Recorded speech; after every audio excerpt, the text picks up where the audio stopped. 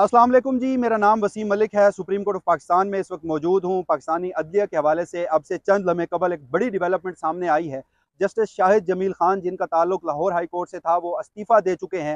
इस्तीफ़ा सदर मुमलिकत को भिजवाया जा चुका है, मगर ये इस्तीफ़ा पहले वाले इस्तीफ़ों से काफ़ी मुख्तलिफ और अहम नोयत का है, क्योंकि जस्टिस शाहिद जमील खान ने अपने इस इस्तीफ़े में इस्तीफ़े की वजूहात लिख छोड़ी हैं।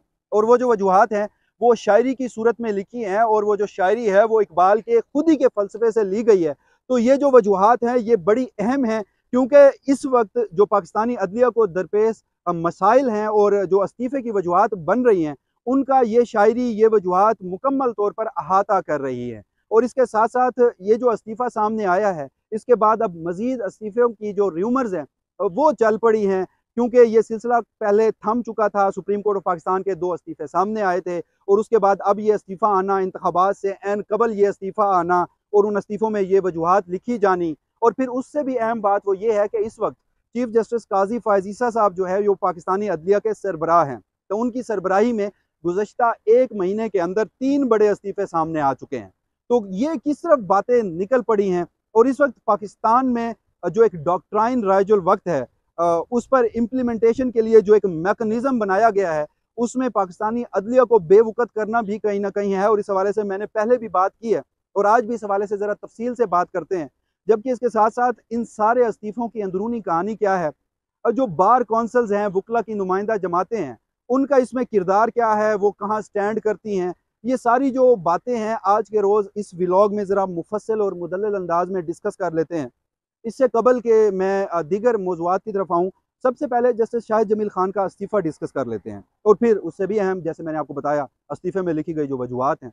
यानी जस्टिस शाहिद जमील खान जो कुछ कहना चाह रहे थे, वो ना कहते हुए भी उससे बड़ा कह गए हैं। और जस्टिस शाहिद जमील खान का ताल्लुक लाहौर हाई कोर्ट से था। 2014 में ये लाहौर हाई कोर्ट के जज बनते हैं। 10 साल ये लाहौर हाई कोर्ट का हिस्सा रहते हैं, और आज उनका इस्तीफ़ा सामने आता है। आल्दो कि उन्होंने अपने इस्तीफ़े में ज़ाती वजूहात लिखी हैं कि वो कंटिन्यू नहीं कर सकते। इससे कबल भी ऐसे 2 इस्तीफ़े सामने आए थे, जस्टिस एजाज़ुल एहसन और जस्टिस मज़ाहिर नकवी का, वो भी वजूहात यही थी। मगर इससे कबल ये जो अपना इस्तीफ़ा है, उसमें अपने इस्तीफ़े के नीचे वो इकबाल की शायरी लिखते हैं, और वो शायरी इकबाल का जो फ़लसफ़ा खुद ही था, उससे अख़ज़ की गई है, वहाँ से ली गई है। वो शेर जो हैं, वो जो उन्होंने लिखे हैं, वो सबसे पहले मैं आपके सामने रख देता हूँ। इन शेरों से आपको वजूहात का बड़ा बखूबी अहाता कर लेंगे आप वहाँ तक पहुँच जाएँगे जहाँ ये मुअज़्ज़ज़ जज साहब जो अब रिटायर हो चुके हैं, आपको पहुँचाना चाहते थे। तो सबसे पहले मैं वो जो शायरी है वो आपके सामने रख देता हूँ। वो अपने इस्तीफ़े के आखिर में लिखते हैं कि आज़ाद की एक आन है महकूम का एक साल, किस दर्जा गिरां है शेर महकूम के औकात। आज़ाद का अंदेशा हकीकत से मुनव्वर, महकूम का अंदेशा गिरफ्तार खराफात। महकूम को पैरों की करामात का सौदा, है बंदा आज़ाद खुद एक जिंदा करामात। इकबाल यहाँ नाम न ले इल्म खुदी का, मौजू नहीं मकतब के लिए ऐसे ख्यालात।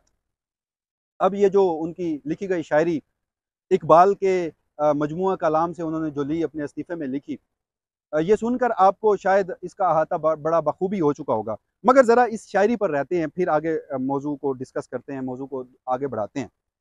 आपने इन शेरों में एक जो फ़िक्रा है वो बड़ा रिपीटेडली आपने एक लफ्ज़ सुना होगा कि एक तरफ वो आज़ाद की बात कर रहे हैं, दूसरी तरफ वो महकूम की बात कर रहे हैं।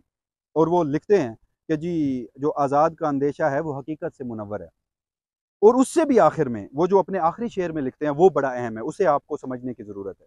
वो कहते हैं, इकबाल यहाँ नाम न ले इल्म खुदी का, मौजू नहीं मकतब के लिए ऐसे ख्यालात।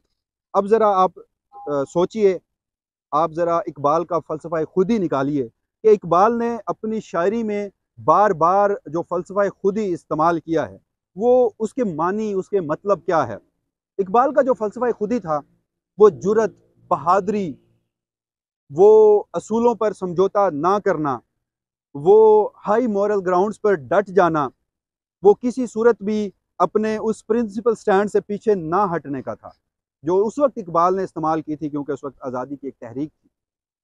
तो उस वक़्त महकूम भी थे और ग़ुलाम भी थे और आज़ाद भी थे। तो फिर ये सारा फ़लसफ़ा खुद ही अपने इस इस्तीफ़े में लिखना, जस्टिस शाहिद जमील खान का, जो अब रिटायर हो चुके हैं, तो बड़ा बखूबी अहाता करता है इन तमाम सूरत-ए-हाल का। वीडियो के आगाज़ में मैंने आपको कहा था कि इस वक़्त पाकिस्तान की जो अदलिया है, उसे एक नए मैकेनिज़्म का सामना है। वो नया मैकेनिज़्म ये था कि कहीं ना कहीं इस वक्त हमारी रियासत का जो डॉक्ट्राइन है उसमें ये चीज़ बड़ी अहमियत की हामिल है और इसे अहम बनाया गया है, उस पर काम किया गया है। वो है पाकिस्तान की अदलिया को बेबुकत करना। क्योंकि हमने देखा, मैं पाकिस्तान की अदलिया को कवर करता हूँ, आपने देखा, हमने रिपोर्ट भी किया कि गुज़श्ता 2 बरस में पाकिस्तान में जो कुछ हो रहा है, आइन और कानून के साथ जो खिलवाड़ किया गया है, उसमें कहीं ना कहीं अगर कोई एक इंस्टीट्यूशन जिसने स्टैंड लिया, वो पाकिस्तान की जुडिशरी थी। पाकिस्तान की उस जुडिशरी ने स्टैंड लिया और फिर ज़रूरत ये पेश आई कि इस जुडिशरी को बेबुकत किया जाए। उसके लिए कुछ तरीक़ाकार अपनाए गए। जो सबसे पहला तरीका था वो ये था कि अदलिया से कुछ ऐसे फैसले लिए जाएँ कि अदलिया खुद ही अपनी तौक़ीर खो दे। और बदकिस्मती से बादियो नज़र में कई ऐसी जगहों पर कानूनी और आइनी माहिरीन का ख्याल है कि अदलिया ने अपनी वो जो बेतौकीरी थी वो प्लेट में रख कर दी। और दूसरा जो इसमें मैकेनिज़्म अख्तियार किया गया, तरीक़ाकार अख्तियार किया गया, वो ये था कि अदलिया के फ़ैसलों को नहीं मानना। फिर हमने देखा कि यही सुप्रीम कोर्ट ऑफ़ पाकिस्तान की इंतख़ाबात से मुतल्लिक़ जो फ़ैसले दिए थे, उसको जूते की नोक पर रखा गया, नहीं माना गया, डंके की चोट पर उसकी खिलाफ वर्जी की गई और आज तक उस खिलाफ वर्जी के ऊपर कोई कुछ नहीं बोला। चलें अदालती फ़ैसलों को छोड़ें, यहाँ आईने पाकिस्तान की जिस तरह बेतौकीरी की गई, चारों सूबाई हुकूमतें निगरान और वफाकी हुकूमतें, वो इस वक्त किस कैपेसिटी में हैं? वो एक गैर आइनी हुकूमतें हैं। इंतखाबात चारों सूबों में, इंतखाबात मरकज़ में गैर आइनी तरीके से हो रहे हैं। तो बहरहाल इस पर जिस तरह पाकिस्तानी जुडिशरी ने स्टैंड लिया वो सब आपके सामने है। तो तीसरा फिर इसमें एक और चीज़ डाली गई कि अगर उस मैकेनिज़्म, अगर उस जो क्या कहते हैं डॉक्ट्राइन के आगे कोई जजेस जो है वो स्टैंड लेते हैं तो फिर उनसे इस्तीफ़ा दिलवाया जाए। तो फिर ये उसी का शाखसाना है। मगर यहाँ पर अब बहुत सारे लोग ये भी बात करना शुरू हो गए हैं जनाब के जस्टिस शाहिद जमील खान जिनकी आप ये शायरी बता रहे हैं, उन्होंने तो अपने इस्तीफ़े में ज़ाती वजूहात लिखी। बिल्कुल उन्होंने अपने इस्तीफ़े में ऊपर लिखा है कि ये ज़ाती वजूहात हैं और इससे कबल भी जस्टिस इजाज़ुल एहसन और जस्टिस मज़ाहिर नकवी ने भी अपने इस्तीफ़े में ज़ाती वजूहात का तयन किया था। मगर जस्टिस शाहिद जमील खान का इस्तीफ़ा कदरे मुख्तलिफ है, जैसे मैंने आपको बताया। जस्टिस इजाज़ुल एहसन और जस्टिस मज़ाहिर नकवी, चलें जस्टिस इजाज़ुल एहसन को अपने इस्तीफ़े में वजूहात लिखनी चाहिए थी। आप इतने बड़े मनसब पर हैं, आप 24 करोड़ अवाम के फ़ैसले करते हैं और अगर आपके ऊपर, जैसे कि कुछ लोग कहते हैं, जैसे कि कुछ लोग दावा करते हैं, इसमें हकीकत कितनी है ये अगर आप ही बताते तो खुलकर सामने आती, लेकिन अभी तक तो ये अफ़वाहें हैं कि जो उनके ऊपर बड़ा दबाव था। तो फिर दबाव था तो बताना चाहिए था आपको। जैसे मज़ाहिर अली अकबर नकवी की समझ आती है कि उनके खिलाफ रेफरेंस था, उस रेफरेंस का सामना नहीं करना चाहते थे, उन्होंने इस्तीफ़ा दे दिया। मगर जैसे शाहिद जमील खान, चले ऊपर अपनी ज़ाती वजूहात लिख रहे हैं, मगर नीचे जो उन्होंने ये शायरी लिख डाली है, उससे ये जो वजूहात हैं उनका जो मुकम्मल तौर पर इदराक हर पढ़ने वाले को हो रहा है, तो वो जो अपना पैगाम कहना चाहते थे वो ना लिखते हुए, ना कहते हुए उससे भी बढ़कर कह गए हैं। तो बहरहाल ये एक बड़ा ज़बरदस्त जेस्चर है उनकी जानिब से। ये भी हो सकता था कि बगैर ये कुछ सारा लिखे वो इस्तीफ़ा देकर घर चले जाते, इससे कबल भी ऐसे हुआ था। तो फिर आप और मैं खंगोलते रहते, ढूँढते रहते कि आखिर वजूहात क्या है। ये सारी वजूहात सामने आनी चाहिए। अब इसमें ज़रा आखिर में बात कर लेते हैं, इसमें चीफ़ जस्टिस काज़ी फ़ाज़िज़ा साहब जब से पाकिस्तानी अदलिया के सरबराह हैं, बने हैं, तो गुज़श्ता 1 महीने के अंदर ये तीसरा बड़ा इस्तीफ़ा है। तो उन्हें लाज़मी सोचना चाहिए कि उँगलियाँ उनकी तरफ उठ रही हैं। लोग बातें कर रहे हैं कि आखिर अगर पाकिस्तानी अदलिया में कुछ मसाइल हैं, चाहे वो मसाइल जिस वजह से भी हैं, क्योंकि ये समझ नहीं आता कि एक जज जो इतने बड़े मनसब पे बैठा है, जस्टिस इजाज़ुल एहसन जो है, वो 6 महीने बाद, 8 महीने बाद उन्होंने चीफ जस्टिस बनना था, वो इस्तीफ़ा देके घर चले गए। जस्टिस शाहिद जमील खान ये इस्तीफ़ा देके घर चले गए। तो ये जो ज़ाती वजूहात है, ये वजूहात नहीं होती। पाकिस्तान में लोग ओहदों की खातिर क्या कुछ करते हैं, लेकिन यहाँ पर ये ज़ाती वजूहात बताना ये समझ से बालातर है।